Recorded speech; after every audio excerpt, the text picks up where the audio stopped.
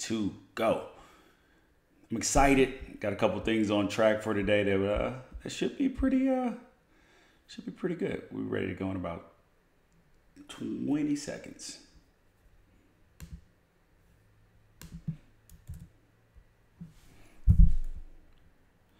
Okay. Oh. Got three seconds to go. Here we go. In for the win. Thank you guys for joining me today. Wrighster or wrong, unafraid.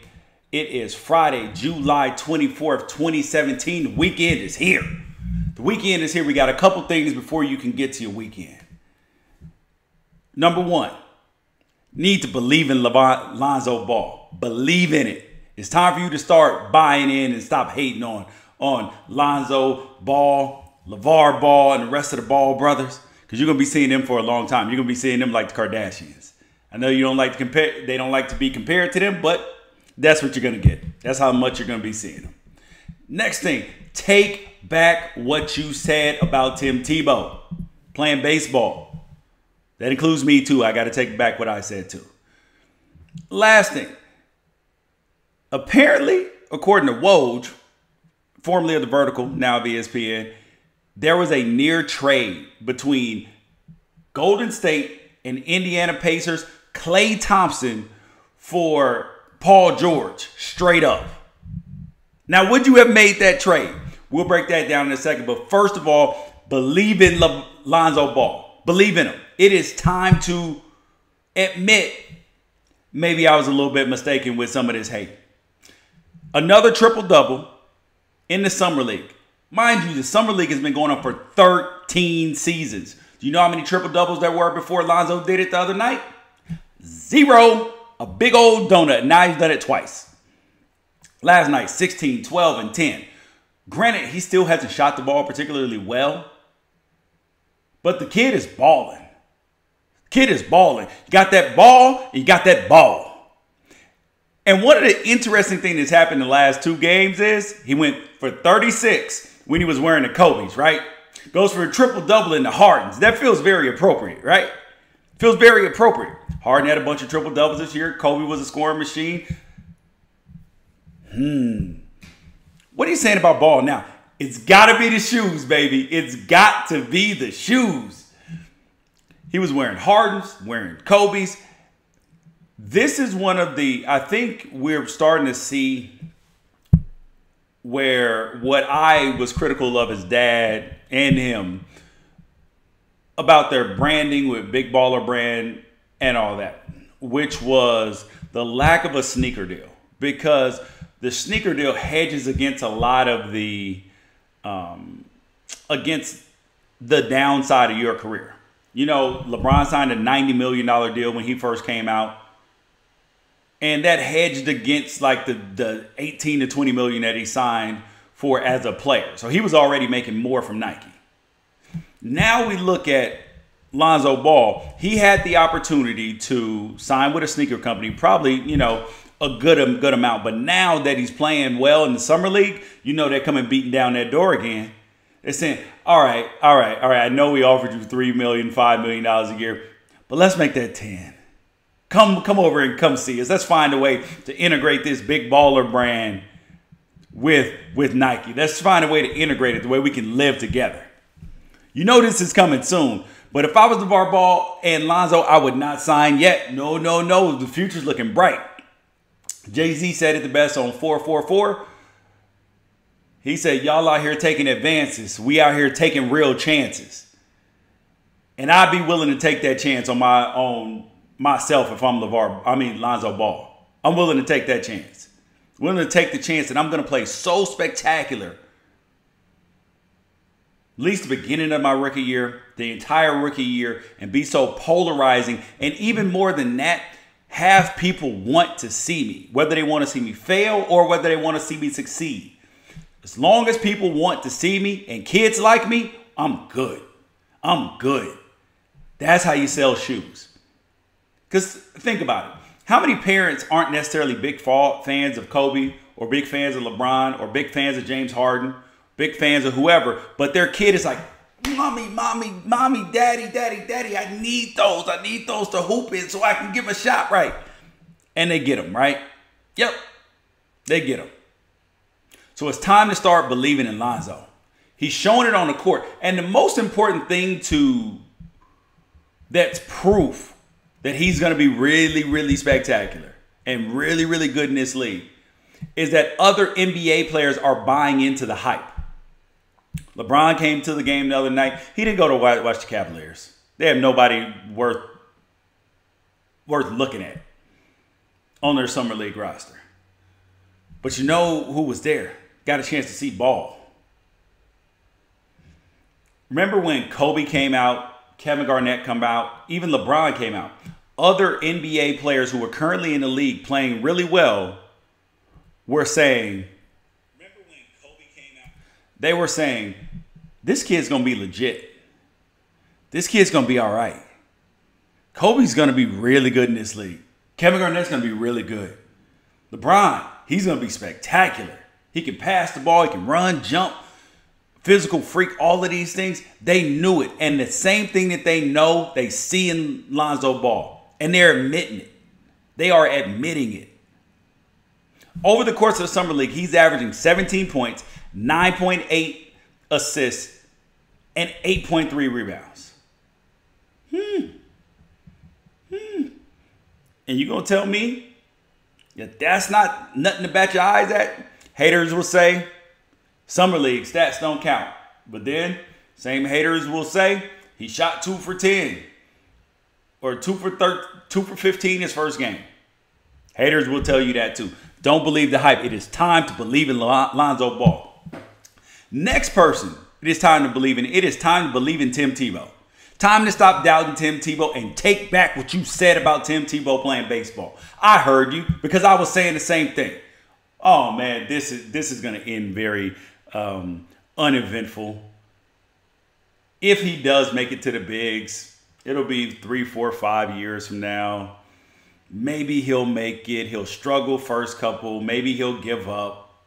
Ha! Ha!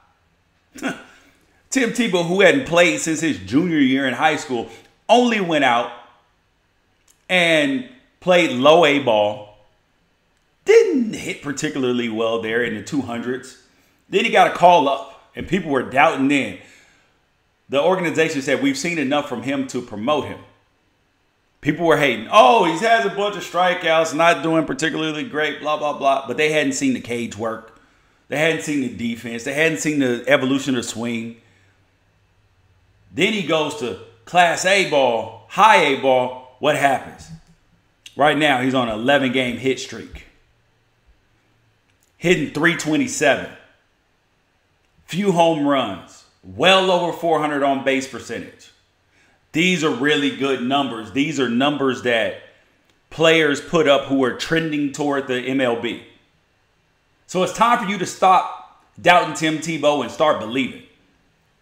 And then there are some of you that might say, whoa, man, Tim Tebow's almost 30. Maybe he should have been doing this from the beginning. Maybe he should have continued to play baseball while he was in college at Florida, winning national championships and going pro, did like Jeff Samardzija did. Go to baseball instead, would have been more successful. No, this is where we get lost in life sometimes. Sometimes the journey is the most important part. He's right exactly where he needs to be at this moment. Because he needed football to get where he is now. Because remember, Tim Tebow has a lot of stuff outside of sports. He's a leader. He is a Christian man out there speaking at conferences, doing all these things, influencing people. So maybe he needed to be doing that and get the groundwork laid for that before he went to go play baseball. Because that's where we live in revisionist history. Like, we as people, sometimes we hope and wish for a different past. You can't hope and wait and wish for a different past because you got what you got. So you make the most of it. Make lemonade out of lemons. You put your best foot forward. I mean, and think about how inspiring that it is to people. I mean, I know that everybody can't relate to Tim Tebow because he's perfect. hadn't had sex, hadn't done all these things. I get it. I know that for some people it's hard to relate to. But isn't it encouraging that it's actually possible to do the right things in life? And then also, when people doubt you, to continue to pursue your dreams. Because if he had listened to other people, what would he have done? He'd have quit football a long time ago. Oh, his throwing motion sucks. Nobody wants him. He's inaccurate. He's this, he's that. And then you got Skip talking about all he does is win. All he does is win. I want him on my team. No, I didn't want Tim Tebow on my team as a quarterback. I didn't. I wanted him on my team as a leader. I mean, I don't know how those two things go along, being that he only wanted to play quarterback. But I did want him on my team as a leader.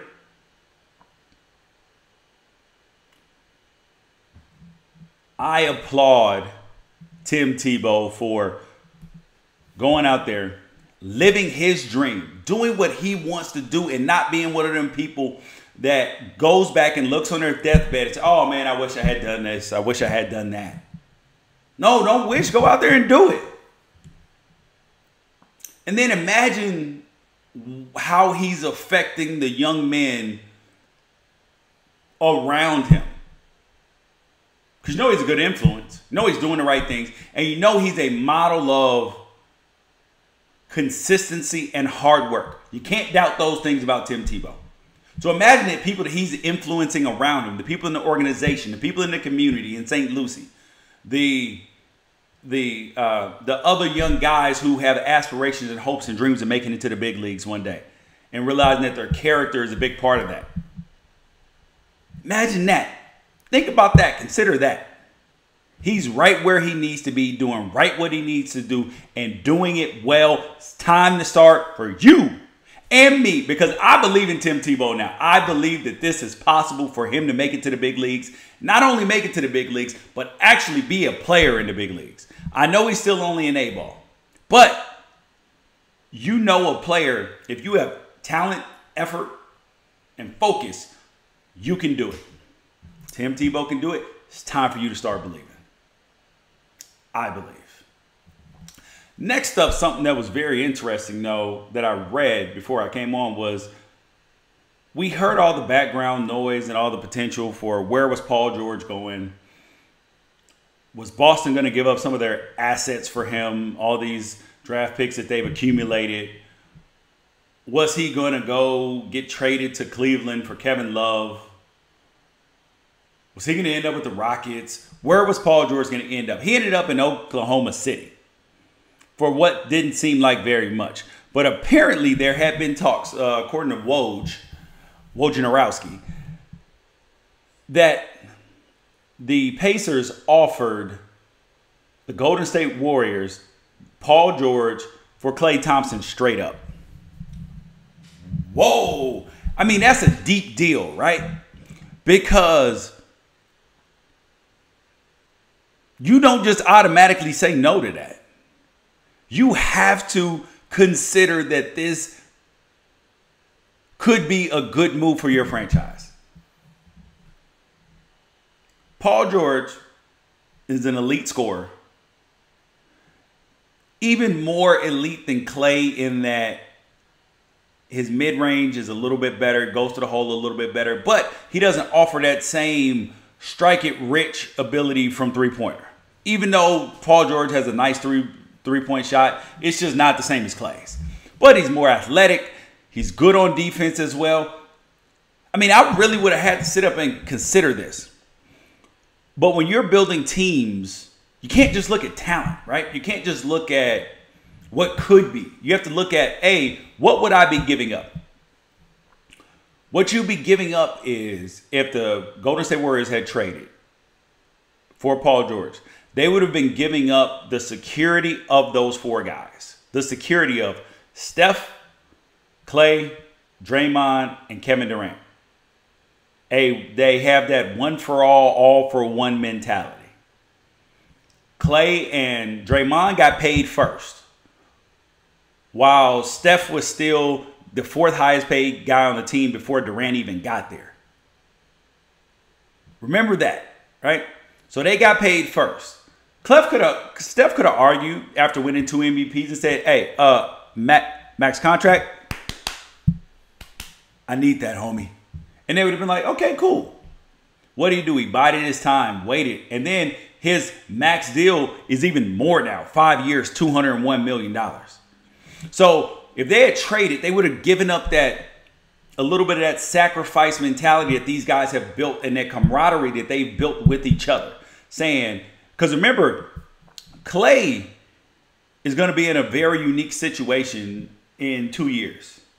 He's going to have to say, you know what, am I going to stay here in Golden State and not be second fiddle, but not be able to get 20, 22, 25 shots a night. And then I got to suck it up on defense. Might this affect me potentially going to the Hall of Fame? He's got to consider some of these long-term things. Yes, I might have championships and all that, but how about my own personal goals? How about this? So Steph's going to have an interesting decision to make. But being that they did not trade him, the Golden State Warriors did not trade him for Paul George, and then this information comes out, it's only that much more reinforcing that, you know what, we are a community with the Warriors. This is town business. We're in this together. And now, when Draymond and Klay come up in a couple years for new contracts, what are they going to do? Likely. That reinforces, nah, I can't give up on my brothers, man. We in this together. We are in this together. That's why they didn't trade him. They would have ruined everything that they were building. They might have gotten better talent-wise, but the run would have been shorter. They would have affected their culture that they are trying to instill and continue, which is hard to do in professional sports. Get guys to buy in on a long-term basis. That's why they didn't do it. You guys, thank you guys for watching me today. I appreciate it. Please make sure you share the feed. Share the feed. And if there's anything that you guys want to talk about, any ideas that you have, any topics, please send me an email. It's in my bio on Twitter. Leave a comment. Make sure you share, follow, retweet, all that. And on Monday, got something special for you guys. We got something special for you on Monday. Give you a hint. Hall of Fame. Football. Not in yet, but should be in. That's all I got to tell you. Wrighster or wrong, unafraid. Thanks for joining me. I appreciate it. Love you guys. Adios.